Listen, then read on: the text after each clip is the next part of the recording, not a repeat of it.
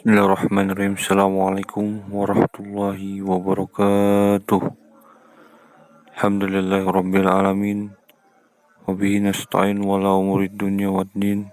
Wassalatu wassalamu ala asrafil anbiya'i wal mursalin sayyidina wa nabiyyina Muhammadin wa ala alihi washabihi ajmain. Bagaimana kabarnya anak-anak? Semoga selalu diberikan kesehatan dan kelancaran dalam menuntut ilmu. Baiklah, langsung saja memasuki untuk pembelajaran hari ini. Marilah kita berdoa semoga pembelajaran hari ini dapat berjalan dengan lancar dan bisa bermanfaat bagi kehidupan sehari-hari. Ila hari Nabi Mustafa SAW. Al-Fatihah.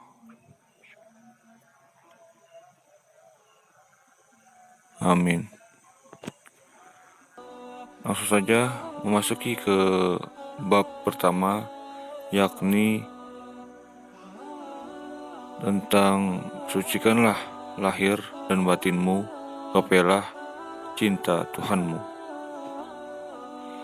Di sini ada beberapa kompetensi dasar atau KD-nya, yakni 1.1 meyakini pentingnya bersuci sebagai syarat melaksanakan ibadah.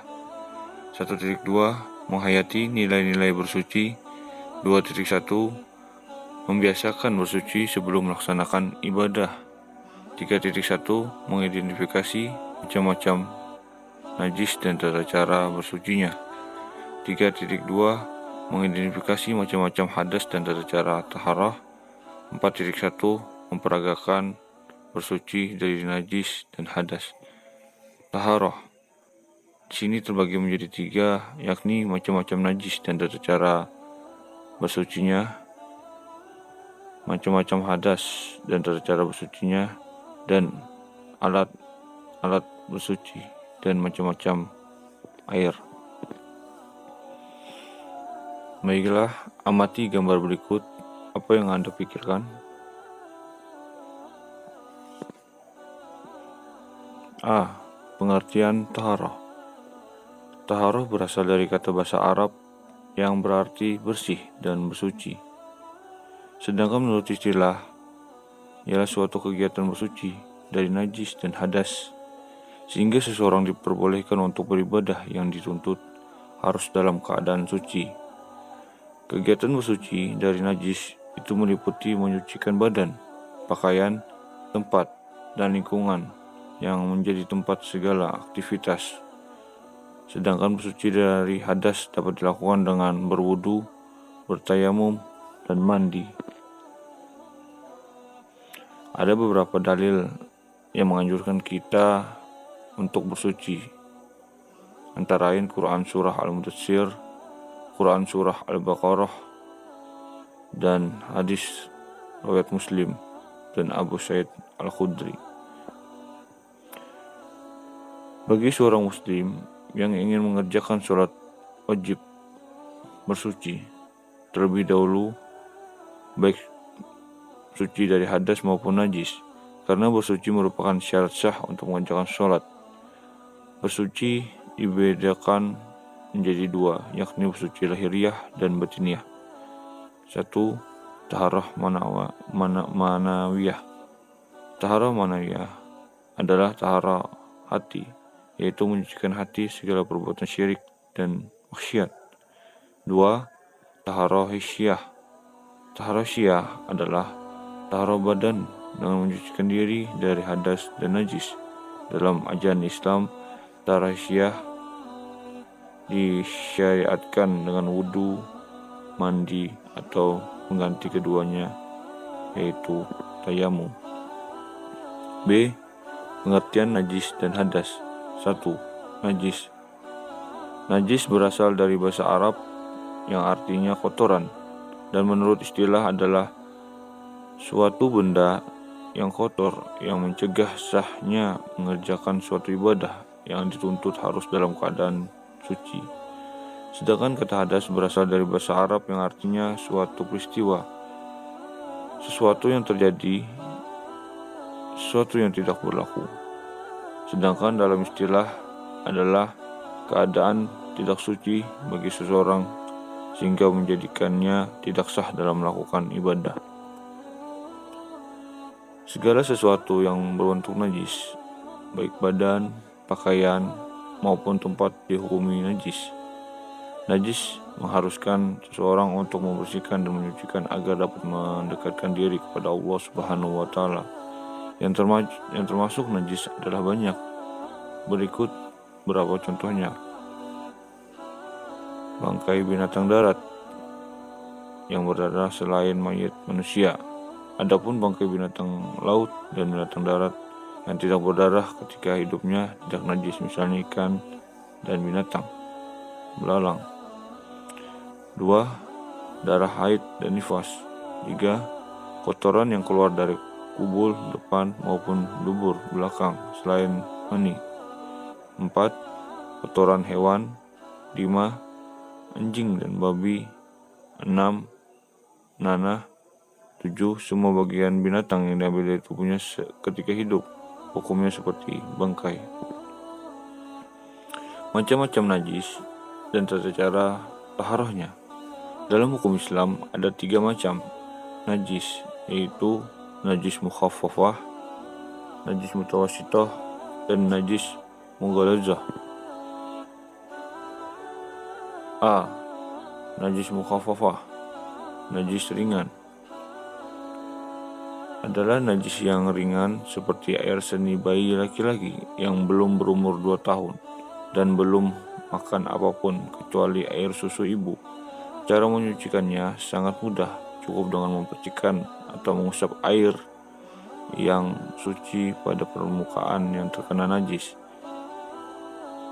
Salah satu hadis Nabi yang menjadi dasar hukum tentang najis mukhaffafah adalah hadis riwayat Abu Daud dan Nasai. Untuk cara menyucikan najis mukhaffafah, yakni lap najis dengan kain kering, injiskan atau siram air mutlak ke atasnya, kemudian lap sehingga kering. B. Najis mutawassithah atau najis ringan sedang, adalah najis pertengahan atau sedang. Yang termasuk najis ialah bangkai binatang darat yang berdarah sewaktu hidupnya, darah, nanah, muntah, kotoran manusia dan binatang, arak atau khamar. Najis jenis ini ada 2 macam, yaitu najis hukmiyah dan najis aniyah. Najis hukmiyah adalah najis yang diyakini bahwa tetapi tidak ternyata wujudnya, baunya dan rasanya seperti air kencing yang sudah kering terdapat pada pakaian atau lainnya. Sedangkan najis aniyah adalah najis yang tampak wujudnya atau zatnya dan bisa diketahui melalui bau maupun rasanya. Cara menyucikannya adalah menghilangkan najis aniyah dengan cara membuang dan menggosok sampai bersih. Najis mutawassithah hendaknya 1. Hendaknya dibuang najis itu terlebih dahulu. 2. Suci atau cuci dengan air mutlak tempat yang terkena najis sehingga hilang bau, rasa, dan warnanya. C. Najis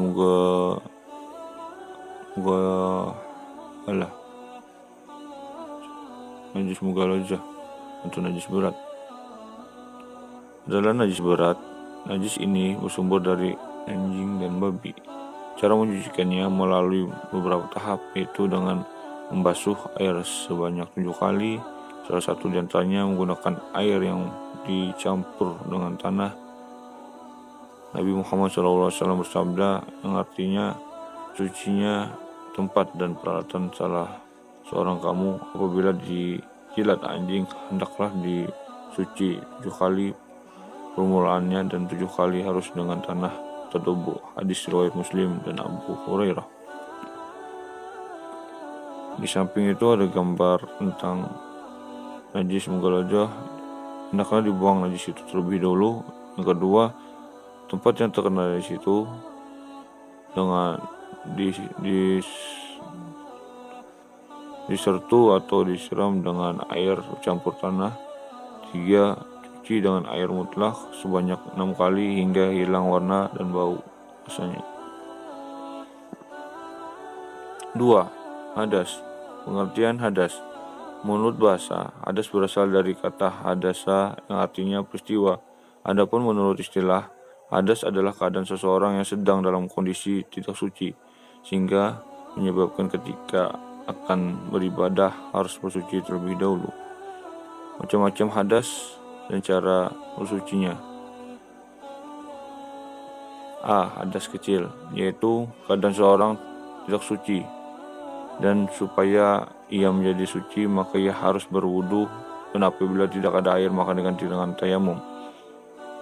Hal-hal yang menyebabkan seseorang berhadas kecil ialah karena keluar suatu dari dua lubang, yaitu kubul dan dubur, karena hilang akalnya, bersentuhan antara kulit laki-laki dan perempuan, karena menyentuh kemaluan, baik kemaluan sendiri maupun kemaluan orang lain dengan telapak tangan atau jari. B. Hadas besar, yaitu keadaan seorang tidak suci, dan supaya ia menjadi suci maka ia harus mandi besar. Apabila tidak ada air maka digantikan tayamum. Hal-hal yang menyebabkan seorang berhadas besar ialah karena bertemunya kedua kelamin laki-laki dan perempuan, atau jima atau bersetubuh, baik keluar mani maupun tidak, karena keluar mani, karena haid, karena nifas, karena wiladah, karena meninggal dunia. Baiklah, untuk pembelajaran di rumah silahkan tuliskan: 1. Pengertian taharah, najis, dan hadas. 2. Macam-macam najis dan tata cara taharahnya. 3. Hal-hal yang termasuk najis dan hadas. Silahkan di buku tulis khusus fikih,